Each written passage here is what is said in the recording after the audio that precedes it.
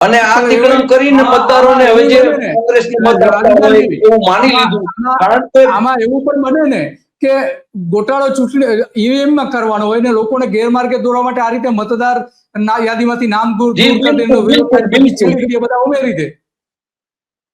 બિલકુલ લોકશાહીનું હનન છે.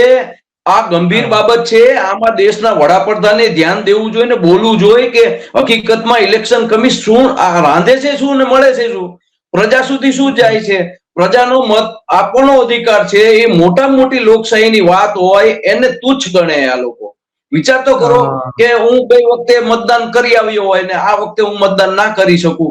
આવી નબળી રાજનીતિ કોઈ દિવસ આવી રીતે ખેલાણી નથી. ભારત ક્યાંક ને ક્યાંક ગુલામી તરફ જઈ રહ્યું છે. કોઈના કહેવાથી આ થઈ રહ્યું છે કે એવું ન માની લો કે પક્ષ વિપક્ષ આ મેં કીધું ને એમ આપ હોય કોંગ્રેસ હોય કે ભાજપ હોય, આ લોકોનો લેંગો એક છે અને પેન 3 છે.